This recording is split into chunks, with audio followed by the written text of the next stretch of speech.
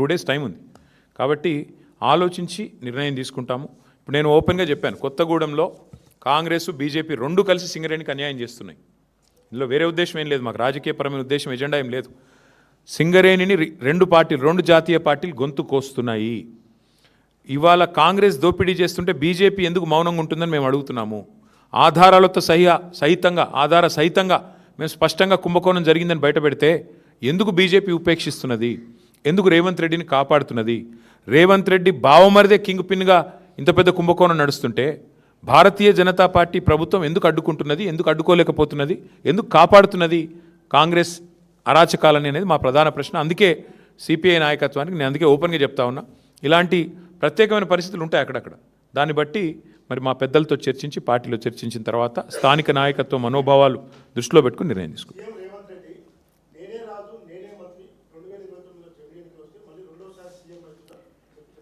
సరే అనేది ఇక చాలామంది అట్లా అనుకున్న వాళ్ళు ఇదివరకు చూడలేదా?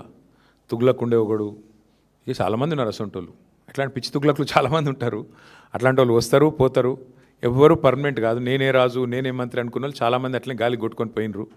ఈ దేశము చాలా గొప్ప దేశం. ప్రజల చైతన్యాన్ని కూడా ఎవరైనా తక్కువ అంచనా ఇస్తే చాలా తెలివి తక్కువది. ఈ దేశంలో ఇందిరాగాంధీ గారు ఓడిపోయినారు, ఎన్టీ రామారావు గారు ఓడిపోయారు, కేసీఆర్ లాంటి తెలంగాణ తెచ్చిన నాయకుడు కూడా మన కామారెడ్డిలో దురదృష్టవశాత్తు ఓటమి పాలయ్యారు. సరే రేవంత్ రెడ్డి గారు అక్కడ థర్డ్ వచ్చారు, అది వేరే విషయం అనుకో. కానీ పాయింట్ ఏంటంటే ఈ దేశంలో అట్లా రేవంత్ రెడ్డి లాగా విర్రవీగిన వాళ్ళు, నేనే రాజు నేనే మంత్రి అన్న వాళ్ళు చాలామంది వచ్చారు, చాలామంది పోయారు. కానీ దేశం అట్లే ఉంది, ప్రజల చైతన్యం అట్లే ఉంది. చైతన్యాన్ని తక్కువ అంచనా వేసిన వాళ్ళు ఎవరైనా కూడా గాలికి పోతారు భవిష్యత్తులో.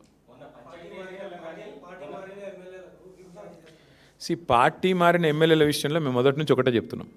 రేవంత్ రెడ్డి గారు మళ్ళీ నాకు తెలిసి ఇవాళ వచ్చి మేము గెలిచినాము, మాకు తిరుగులేదు వెరుగులేదు, నేనే రాజు నేనే మంత్రి అని మళ్ళీ పోజులు కొడతాడు. నేను రేవంత్ రెడ్డిని ఒకటే అడుగుతున్నా, మీరు కూడా అడగండి. ఇలా ప్రెస్ మీట్ పెడతారు కదా, అడగండి. నిజంగా నీ గవర్నమెంట్ మీద నీకు అంత నమ్మకం ఉంటే ఆ 10 మందితో రాజీనామా చెప్పించి ఎలక్షన్కి చూద్దాంపా. ఎందుకంటే ఇవి స్థానిక ఎన్నికలు. ఆ స్థానికంగా మోరీ బాగుందా, ఆడ నీళ్ళు వస్తున్నాయా లేవా, ఆడ అభ్యర్థి ఓడిపోయిందా గెలిచిండా, వీటన్నిటి మీకెళ్ళి నడుస్తుంది. ప్లస్ ప్రభుత్వం ఎన్నిటి మీకెళ్ళి నడుస్తుంది. నీకు తెలుసు నాకు తెలుసు. ఇప్పుడు బాన్స్వాడ్ ఉంది ఫర్ ఎగ్జాంపుల్ చెప్తున్నాను. నేను పోయి మొన్న ఆడ సవాల్ చేసిన పోచారం గారిని, రండి రాజీనామా చేసి రండి, భయం ఎందుకు? నిజంగానే బాన్స్వాడ మున్సిపాలిటీ గెలిచినా అంటది కదా కాంగ్రెస్, రా మరి గోదాలోకి రా, బాన్స్వాడలో రాజీనామా చేయి. ఒక పోచారం గారే కాదు, 10 మంది ఎమ్మెల్యేలు ఎవరైతే ఇవాళ కాంగ్రెస్ వాళ్ళు వాళ్ళ పార్టీలో చేర్చుకున్నారో, సరే స్పీకర్ గారు చేర్చుకోలేదని చెప్పి ఏదో సాంకేతికంగా చెప్తుండు. కానీ మీకు తెలుసు మాకు తెలుసు ప్రజలకు తెలుసు. అక్కడ ఎన్నికలకు రండి, రాజీనామా చేయండి, ఎన్నికలకు రండి, ప్రజలు చెప్తారు. 10 చోట్ల ఉప ఎన్నికలు వస్తే డెఫినెట్గా అదొక ఇండికేటర్ అవుతుంది. ఇక అక్కడక్కడ జరిగిండొచ్చు, అక్కడ లోకల్ కండిషన్స్ ఏందో నాకు తెలియదు, బట్ అక్కడక్కడ జరిగిండొచ్చు. చేసి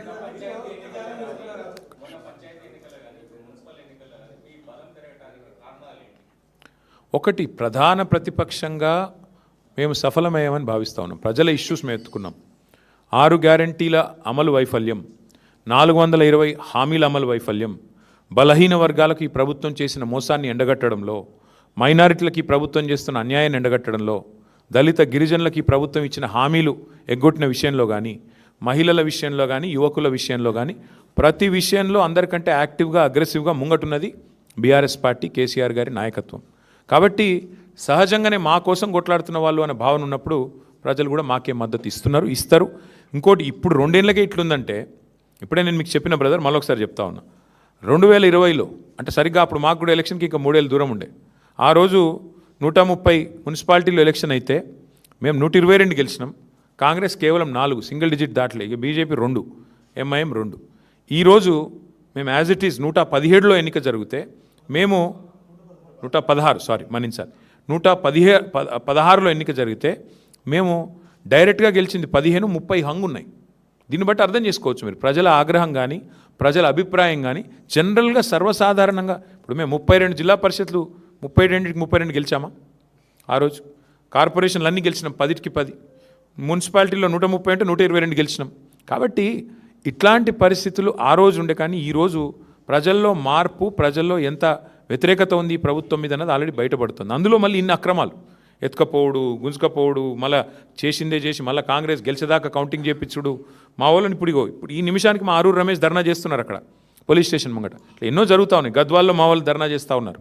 కాబట్టి ఇన్ని జరిగినా కూడా ఇట్లా ఉంది పర్ఫార్మెన్స్ అంటే దీన్ని బట్టి మనం మా శ్రీనివాస్ యాదవ్ గారు నిర్ణయం చెప్పిండు. అందుకే అధికార పార్టీ 80-90% గెలిస్తేనే గెలిచినట్టు, లేకపోతే అదేం గెలిపాయని నిన్నే చెప్పిండు. నేను కూడా మళ్ళీ అదే ఉటంకిస్తున్నా.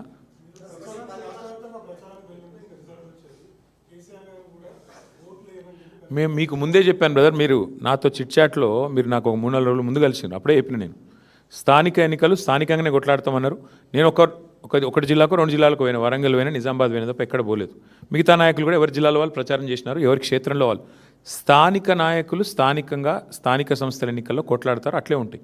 కాబట్టి ఇందులో రాష్ట్రవ్యాప్త ప్రచారాలు విశ్వవ్యాప్త ప్రచారాలు ఏమి ఉండవు బ్రదర్, దాంతో నేను ఫరక్ పడదు.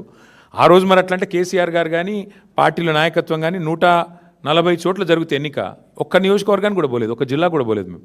కానీ గెలిచినాం కదా. పర్ఫార్మెన్స్ బాగుంటే గవర్నమెంట్ది ప్రజలు ఆశీర్వదిస్తారు. వీళ్ళ పర్ఫార్మెన్స్ బాగలేదు కాబట్టి 116లో ఎన్నికలైతే మాకు 15-16 వచ్చినాయి, 30 చోట్ల హంగ్ వచ్చింది. ఇక దాన్ని బట్టి ఏం అర్థం చేసుకోవాలి నువ్వు?